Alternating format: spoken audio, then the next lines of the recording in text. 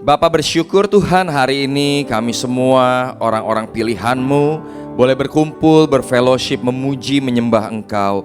Kami juga bersyukur untuk setiap kesaksian yang sudah disampaikan. Kami percaya Tuhan, Kau bukakan jalan untuk Pak Chandra Tuhan. Apapun kondisi yang dihadapinya Tuhan, orang benar akan selalu berada dalam perlindungan dan pembelaan-Mu. Terima kasih Bapa, kami bersyukur. Dan sebelumnya kami juga rindu mendengar kebenaran firman-Mu. Berbicaralah kepada setiap kami di tempat ini Tuhan, supaya selesai kami berfellowship, memuji, menyembah Engkau, kami pulang membawa berkat Tuhan yang dapat mengubahkan hidup kami. Terima kasih Bapa, setiap kami adalah lebih daripada pemenang. Kami siap dengar firman-Mu, urapi setiap kami, urapi juga hamba-Mu. Di dalam nama Tuhan Yesus kami sudah berdoa. Mari setiap kita yang siap dengar firman Tuhan sama-sama katakan amin. Puji Tuhan. Silakan duduk Bapak-bapak semua. Dan shalom semuanya. Wow, satu kehormatan tentunya bagi saya untuk bisa hadir, mendapat kesempatan boleh melayani Bapak semua di tempat ini. Thank you Pak Dr. Heri yang sudah memberi kesempatan buat saya, Pak Yohan juga yang sudah memfollow up saya lah, meminta data-data dan sebagainya. Dan baik, tentu Bapak-bapak semua kita bersyukur kalau hari Minggu kemarin kita masih dalam suasana Paskah tentunya. Kita merayakan Juru Selamat kita Tuhan Yesus yang sudah bangkit dan hidup untuk selamanya. Dan tentunya kebangkitan Yesus itu didahului oleh kematiannya. Kita juga sama-sama sudah memperingati Jumat yang agung, hari di mana Yesus Juru Selamat kita, dia menderita penderitaan fisik yang luar biasa. Tubuhnya dicambuk, kepalanya dimahkotai duri, tangan kakinya dipaku, saudara. Gak kebayang penderitaannya itu seperti apa. Dengan penderitaan fisik yang luar biasa, makanya puji Tuhan lewat penderitaan Yesus, maka setiap kita yang sudah percaya kepada Yesus bisa menerima mujizat kesembuhan. Amin. Makanya saya berdoa buat setiap Bapak di tempat ini, bagi setiap kita yang rindu atau punya pergumulan dalam sakit penyakit, saya berdoa dalam nama Yesus ada mujizat, ada kesembuhan yang dialami kita semua. Biar pulang dari tempat ini tentu badan kita sehat untuk memuliakan Tuhan. Selain itu juga Bapak-bapak, kita juga mengingat bagaimana Tuhan Yesus disalibkan. Dia tergantung 6 jam loh, dari jam 9 pagi sampai jam 3 sore. Untuk menanggung dosa kita semua. Beban satu dunia, dosa satu dunia ditimpakan kepada Yesus. Makanya firman Tuhan juga berkata, dia yang tidak mengenal dosa dijadikan dosa karena pelanggaran kita. Sehingga pada akhirnya Yesus menyerahkan nyawanya dan mati di kayu salib. Dan hari Minggu kemarin nih kita baru merayakan pada hari yang ketiga Yesus bangkit. Kubur itu kosong, Yesus kita bangkit dan hidup untuk selama-lamanya. Makanya saya rindu membagikan firman Tuhan hari ini dalam suasana Paskah. Makanya judul khotbah saya adalah Empty Tomb, He is Risen. Artinya apa? Kubur yang kosong, dia bangkit. Dan sebelum kita masuk lebih lagi kepada firman Tuhan, saya ajak kita mundur saudara, kepada peristiwa di mana setelah Yesus disalibkan, dia mati dan dikuburkan. Ketika itu tentu setelah Yesus dikuburkan, ada satu peristiwa di mana beberapa perempuan itu sedang menghampiri kubur Yesus. Saya percaya perempuan-perempuan itu datang bukan dengan hati yang penuh sukacita, tapi hatinya sedih tentunya. Hatinya pedih, kenapa? Yesus sudah mati. Dan mereka juga datang ke kubur Yesus bukan untuk mendapat mujizat, tapi mereka mau merawat mungkin jenazah Yesus yang mereka tahunya sudah mati. Yesus sudah mati. Tapi dalam perjalanan, begitu mereka sampai ke kubur Yesus, mereka kaget. Kenapa? Batu yang menutupi pintu kubur Yesus ternyata sudah terbuka, terguling, dan ada malaikat menampakkan diri dan berkata kepada perempuan-perempuan itu. Saya bacakan firman Tuhan dari Matius 28 ayat 6.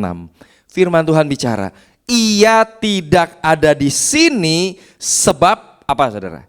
Ia telah bangkit sama seperti yang telah dikatakannya. Mari lihatlah tempat dia berbaring. Dengan kata lain, Yesus sudah bangkit. dia tidak mati lagi. Dan dengan kata lain, kubur itu kosong dan Yesus bangkit. Sejak kubur kosong, Yesus bangkit. Sejak itulah sejarah manusia berubah. Namun jujur, bagi kita seringkali dan banyak orang percaya, peristiwa kebangkitan Yesus yang luar biasa seperti ini saudara, itu sudah dianggap peristiwa besar yang terjadi di masa lalu. Sehingga kita sukanya apa? Setiap tahun datang ke gereja ya kita ikut ibadah Paskah. Tapi rasanya peristiwa kebangkitan Yesus itu satu peristiwa yang kita peringati saja. Kita ingat, oh Yesus pernah mati dan dia sudah bangkit. Rasanya kebangkitan Yesus itu gak ada hubungannya dengan realita kehidupan kita. Seringkali seperti itu, kenapa? Karena setelah kita selesai ibadah Paskah, kita kembali kepada kehidupan kita. Kita tetap dengan masalah kita. Kita tetap menghadapi pergumulan kita. Tetap menghadapi yang namanya tekanan hidup dan kesulitan hidup. Sehingga kadang-kadang hati kita berpikir, apa sih sebenarnya arti dari kebangkitan Yesus? Apakah Yesus bangkit ini cuma saya peringati doang di gereja, saya mengingat Yesus yang sudah bangkit, atau sebenarnya ada kuasa di balik kebangkitan Yesus? Makanya lewat sharing firman Tuhan pagi ini, saya rindu kita belajar bersama nih, apa sebenarnya arti dari kebangkitan Yesus. Sehingga setiap kali kita mengingat, kita menjalani dalam kehidupan kita, Yesus sudah bangkit, itu bukan kita ingat doang, tapi sungguh-sungguh Yesus yang sudah bangkit, ada kuasa kebangkitan yang bekerja dalam hidup kita. Amin ya. Dan kita akan belajar sama-sama ada 3 arti dari kebangkitan Yesus bagi hidup kita secara pribadi. Yang pertama, kebangkitan Kristus itu menjadi fondasi iman kita. Jadi Yesus yang sudah bangkit itu harus menjadi dasar yang kokoh bagi iman kita.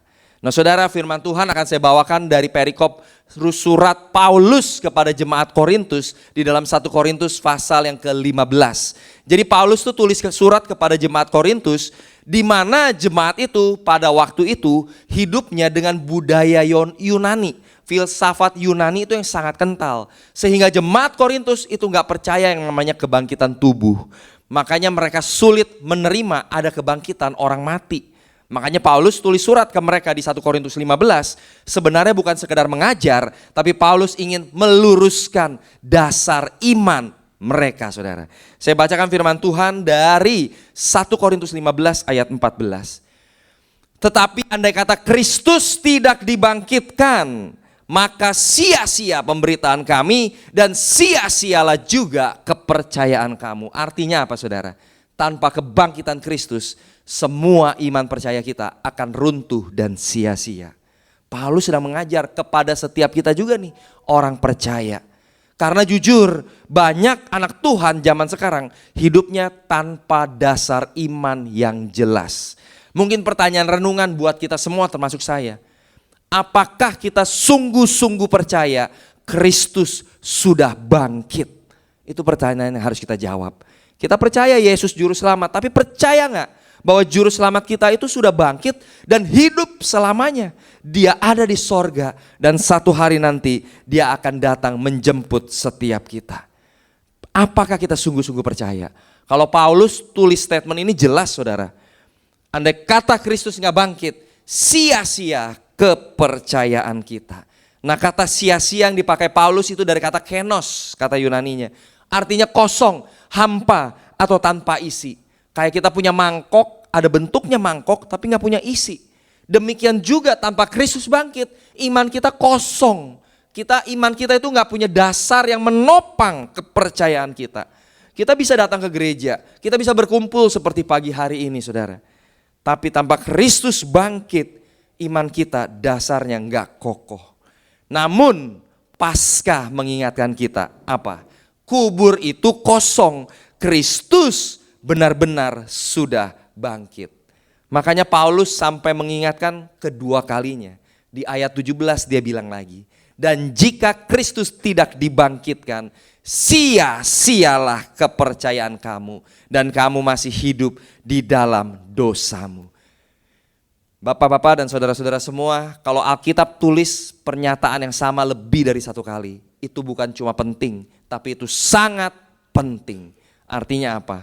kita harus punya dasar iman yang kokoh. Yaitu apa? Kristus sudah bangkit. Bahkan salah satu murid Yesus pernah mengalami pergumulan nih dalam hal dasar iman. Pergumulan yang sama, namanya Thomas. Thomas dalam Yohanes 20 ayat 25, ini responnya ketika mendengar teman-temannya bilang, kami telah melihat Tuhan yang sudah bangkit. Saya bacakan buat bapak-bapak semua ya. Yohanes 20 ayat 25 bilang gini, maka kata murid-murid yang lain itu kepadanya, kami telah melihat Tuhan. Tapi Thomas ngomong ke mereka, sebelum aku lihat bekas paku pada tangannya, dan sebelum aku mencucukkan jariku ke dalam bekas paku itu, dan mencucukkan tanganku ke dalam lambungnya, sekali-kali kata Thomas apa? Aku tidak akan percaya. Siapa Thomas? Dia bukan orang biasa, dia murid Yesus. Dia ikut Yesus, dia dengerin pengajaran Yesus, dia bahkan melihat mujizat yang Yesus lakukan. Tapi ketika dia tahu Yesus disalib dan Yesus mati, iman Thomas itu runtuh saudara. Gak punya dasar lagi untuk percaya. Kenapa? Yesus mati. Kepada siapa lagi gue harus percaya, kata Thomas. Makanya ketika teman-temannya bilang, kita lihat Yesus. Thomas bilang, gue gak bakal percaya kalau dia gak nongol di depan gua. Mungkin kira-kira gitu kata Thomas saudara. Dia udah rontok imannya. Tapi pada akhirnya Yesus benar-benar datang ke hadapan Thomas. Sehingga ketika Thomas melihat Yesus hadir sendiri di depan dia, Thomas bilang gini dalam Yohanes 20 ayat 28. Ya Tuhanku dan Allahku. Imannya yang sudah runtuh karena dia pikir Yesus mati. Ketika dia melihat Yesus yang sudah bangkit berdiri di hadapannya, iman yang sudah runtuh itu berdiri kembali. Sehingga dia memanggil, ya Tuhanku dan Allahku. Jadi iman Thomas sudah berdiri kembali di atas dasar yang benar, yaitu apa? Kristus sudah bangkit. Demikian juga dengan iman kita saudara. Penting bagi kita sebagai anak Tuhan, iman kita itu mesti punya dasar yang kokoh. Dan dasar yang paling kokoh bagi iman kita adalah kebangkitan Kristus. Seperti bangunan ini aja saudara. Kelihatannya dari luar kan keren, dari pinggir jalan, bangunannya berdiri tinggi.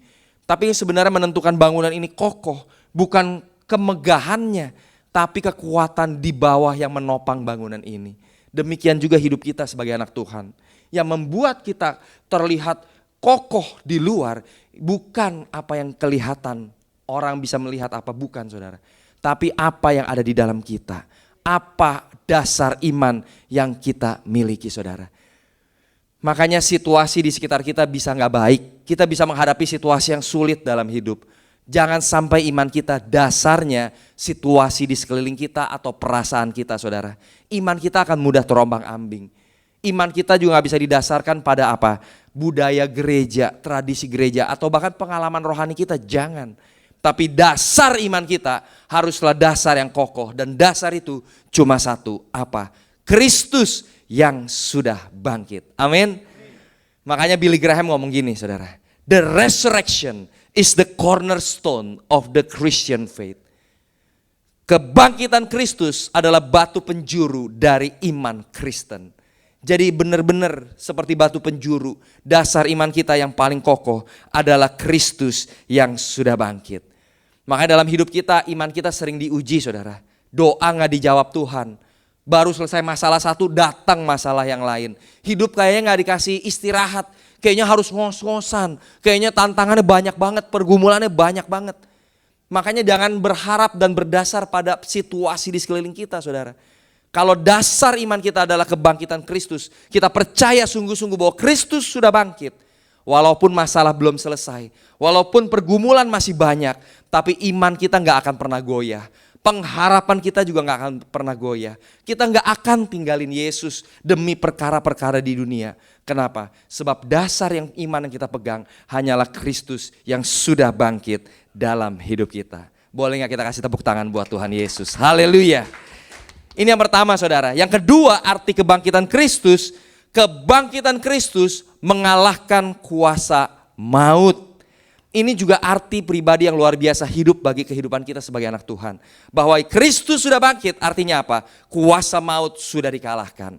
Sejak Adam Hawa jatuh ke dalam dosa, Bapak-bapak, maka yang namanya manusia itu harus menghadapi yang namanya maut dan kematian di dalam dunia ini. Nggak ada yang bisa ngelawan maut, saudara. Seringkali maut itu kayak raja terakhir yang nggak pernah bisa kita kalahin. Manusia jago ngembangin banyak perkara, menaklukkan banyak hal dalam hidup ini, benar ya? Teknologi zaman sekarang perkembangannya udah per detik kayaknya. Kita lihat dunia AI, kadang-kadang nonton berita nggak tahu ini berita benar apa berita nggak benar. Perkembangannya luar biasa, begitu pesat saudara, yang namanya teknologi.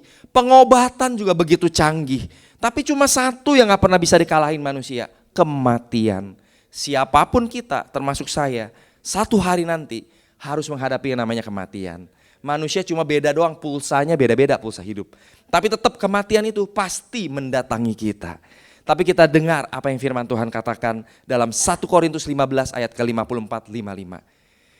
Dan sesudah yang dapat binasa ini mengenakan yang tidak dapat binasa, dan yang dapat mati mengenakan yang tidak dapat mati, maka akan genaplah firman Tuhan yang tertulis, maut telah ditelan dalam kemenangan. Hai maut, di manakah kemenanganmu? Hai maut, di manakah sengatmu? Ini satu statement yang luar biasa saudara. Paulus lagi bilang, yang dapat binasa, yang dapat mati itu tubuh fisik kita nih. Tubuh saya ini satu hari bisa lemah, bisa mati. Tapi satu hari nanti tubuh kita akan digantikan oleh tubuh baru yang tidak dapat binasa dan yang tidak dapat mati. Dan ketika itu terjadi saudara, maut dikatakan sudah ditelan dalam kemenangan. Artinya apa? Maut sudah tidak berkuasa lagi atas hidup kita.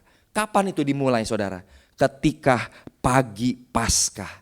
Ketika Yesus bangkit saudara, maka Yesus menaklukkan yang namanya maut. Makanya Rasul Paulus bilang, maut telah ditelan dalam kemenangan. Kata ditelan dari kata Yunani katepote, artinya dilenyapkan sepenuhnya. Saudara harus percaya, maut bukan sekedar KO. Kalau orang KO bisa bangkit hidup lagi. Tapi ditelan, dilenyapkan sepenuhnya sekali dan untuk selama-lamanya. Tidak ada lagi yang namanya maut dalam hidup kita. Kematian memang kita hadapi satu hari nanti dalam dunia ini. Tapi di dalam kematian tidak ada maut.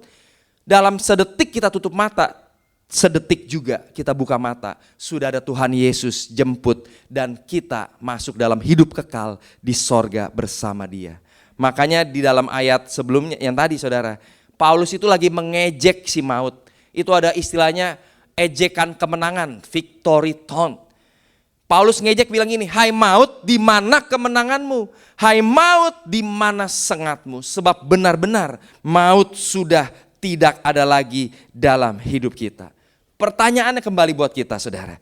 Apa kita percaya bahwa maut sudah tidak ada lagi dalam hidup kita? Amin. Percaya ya, karena Yesus sudah bangkit.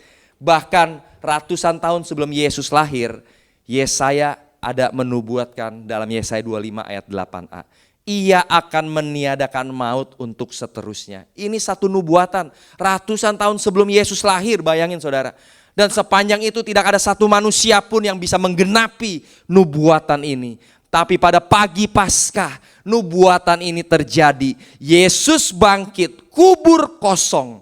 Makanya inilah nubuatan yang sudah digenapi. Bahwa Yesus bangkit artinya apa? Dia meniadakan, mengalahkan kuasa maut. Bahkan cuma mengalahkan saudara. Wahyu 1 bilang, dan aku memegang segala kunci maut dan kerajaan maut. Siapa aku itu saudara? Yesus. Kalau orang pegang kunci itu udah jadi bos saudara. Kunci bicara otoritas. Yang mau saya kasih masuk, yang tidak saya izinkan masuk itu di tangan orang yang pegang kunci. Dan itu maut itu artinya udah gak ada otoritas, udah gak punya kuasa atas kita. Karena yang berkuasa sepenuhnya hanya satu, yaitu Kristus. Amin saudara. Makanya Timothy Keller berkata, if Jesus rose from the dead, then death is not the end of the story. Artinya apa? Yesus sudah bangkit, artinya kematian bukanlah akhir cerita hidup kita. Dan ini memang kenyataan. Kita anak Tuhan saudara, gak punya akhir hidup. Karena apa? Kita gak mengenal mati. Yang ada kita hidup kekal bersama Yesus di sorga. Makanya orang bilang kematian di dunia itu cuma jembatan menuju hidup yang kekal. Benar-benar tidak ada maut dan kematian kekal dalam hidup kita.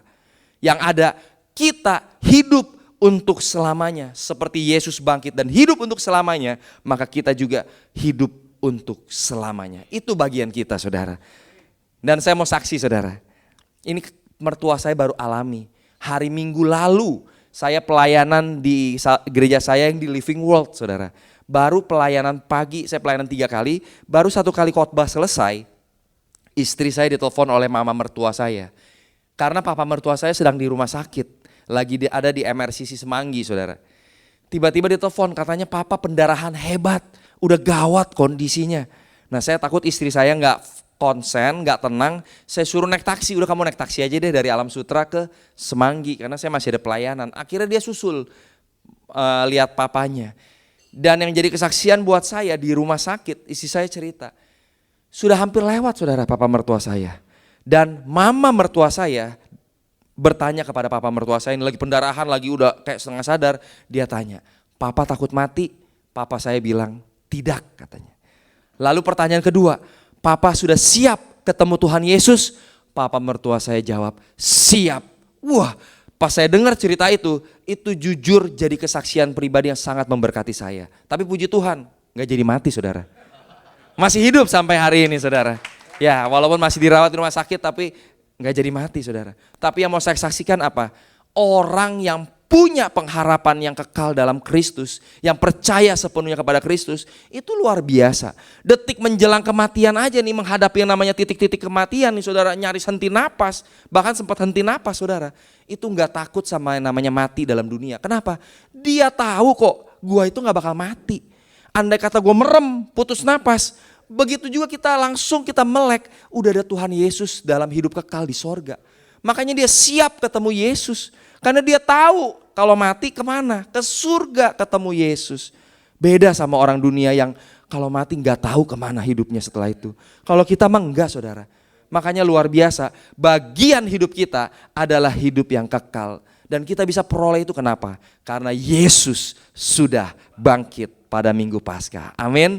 Puji Tuhan. Itu yang kedua, arti dari kebangkitan Kristus. Yang terakhir saudara ya, yang ketiga, kebangkitan Kristus memberi kemenangan bagi kita.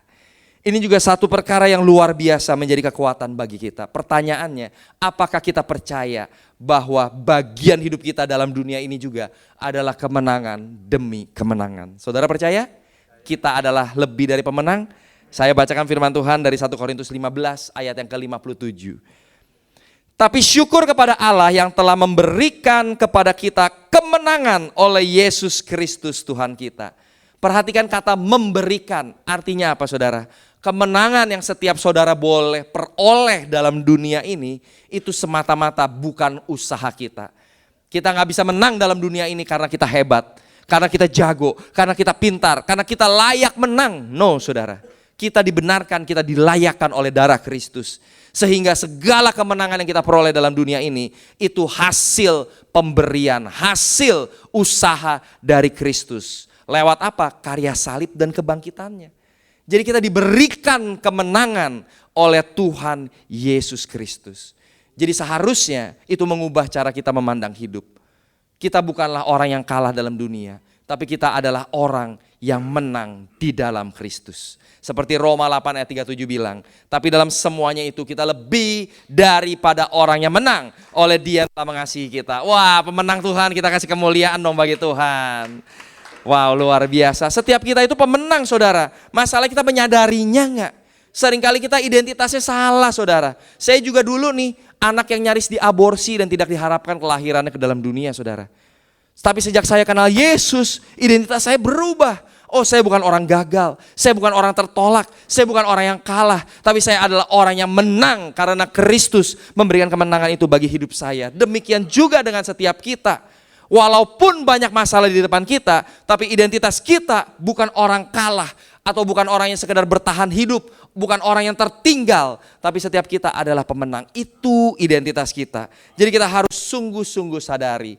Billy Graham sekali lagi bilang gini, the resurrection means that the worst thing is never the last thing. Sekalipun hal terburuk kita alami dalam hidup kita saudara, itu gak pernah menjadi akhir cerita hidup kita saudara. Karena apa? Kita adalah pemenang. Dan Kristus sudah memberikan kemenangan itu bagi kita. Jadi saudara, pulang dari tempat ini, andai kata kita jatuh, bangkit kembali. Jangan pernah nyerah, karena identitas dan status kita adalah pemenang. Kalau kita rasanya masalah berat banget di depan kita, rasanya nggak ada jalan keluar, pergumulan rasanya mustahil untuk kita menangkan, jangan pernah berhenti berharap, saudara. Karena apa? Tuhan sudah memberikan kemenangan. Jadi kemenangan itu bukan ada di depan sana, no saudara. Kemenangan itu sudah diberikan kepada kita. Yang perlu kita lakukan adalah kita percaya bahwa kita sudah menerima kemenangan dan kita hadapi segala di depan kita bersama dengan Kristus. Amin. Yang percaya kita kasih kemuliaan bagi Tuhan kita. Sebagai quote penutup dari saya, saudara, hiduplah bukan sebagai orang yang berharap untuk menang. No, tapi hiduplah sebagai orang yang sudah menang di dalam Kristus. Dan kesimpulan, saudara, penutup benar-benar nih.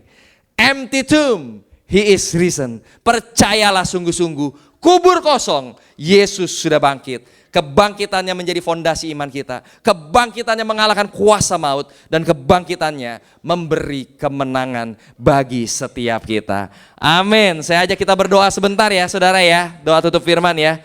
Bapa, kami bersyukur Tuhan hari ini untuk firman Tuhan yang sudah kami dengar. Kami kembalikan segala kemuliaan hanya bagi nama-Mu. Dan hamba-Mu secara khusus berdoa bagi setiap kami yang hadir di tempat ini. Urapi setiap mereka ya Tuhan. Mereka adalah seorang pemenang, bahkan lebih daripada pemenang. Apapun yang mereka hadapi dalam hidup mereka, mereka akan kuat terus berjalan bersama dengan Engkau. Dan kemenangan sudah Kau berikan baginya Tuhan. Terima kasih Bapa. Kami juga orang yang gak pernah gentar sama yang namanya kematian. Karena Engkau sudah bangkit dan mengalahkan kuasa maut. Dan bagian kami adalah hidup yang kekal untuk selama-lamanya bersama dengan Engkau. Dan biarlah kuasa kebangkitan-Mu sungguh-sungguh menjadi fondasi dasar dari iman kami. Sehingga kemanapun kami melangkah, iman kami tidak akan pernah goyah. Dan semakin hari hidup kami semakin mengasihi-Mu. Terima kasih Bapa, kami bersyukur dan kami kembalikan semua dalam nama Tuhan Yesus kami sudah berdoa.